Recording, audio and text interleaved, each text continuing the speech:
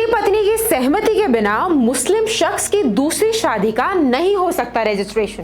Kerala high court ने यह अहम फैसला सुनाया है जिसमें कहा गया है कि अगर कोई मुस्लिम शख्स पहली पत्नी के होते हुए Kerala registration of marriages common rules 2008 के तहत अपनी दूसरी शादी का रजिस्ट्रेशन कराना चाहता है तो ऐसे में उसकी पहली पत्नी से भी पूछा जाना चाहिए कि वो इसके लिए सहमत है या नहीं।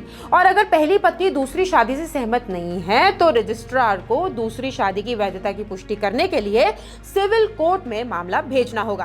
फैसले की सुनवाई कर रहे जस्टिस कुनी कृष्णन ने कहा कि मुस्लिम पर्सनल लॉ एक पुरुष को कई शादियां करने की इजाजत देता है, लेकिन ऐसी स्थिति में रिलीजन यानी कि धर्म सेकेंडरी हो जाता है और अगर कोई चीज मैटर करती है तो वो है महिला के संवैधानिक अधिकार यानी कॉन्स्टिट्यूशनल राइट्स। अदालत ने साफ किया कि जब दूसरी शादी के रजिस्ट्रेशन का सवाल आता है तो रस्मी कानून यानी मुस्लिम पर्सनल लॉ लागू नहीं होते। 2008 के नियमों के अनुसार मुस्लिम पुरुष अपनी पहली पत्नी को बताए बिना जिसके साथ उसकी शादी अभी भी वैध है दूसरी शादी के लिए रजिस्ट्रेशन नहीं करा सकता।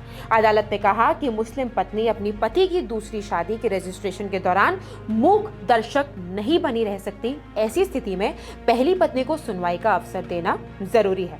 जज ने यह भी कहा कि उन्हें यकीन है कि 99.9% मुस्लिम महिलाएं अपनी पति की दूसरी शादी के खिलाफ होंगी यदि उनका रिश्ता पति के साथ कायम है।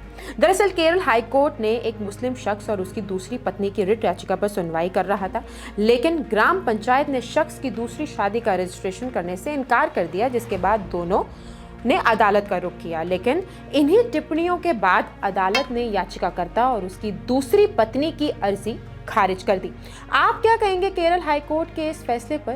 क्या मुस्लिम शख्स की पहली पत्नी को दूसरी पत्नी के रजिस्ट्रेशन के बारे में सूचित किया जाना चाहिए या नहीं? हमें अपनी राय कमेंट कर जरूर बताएं।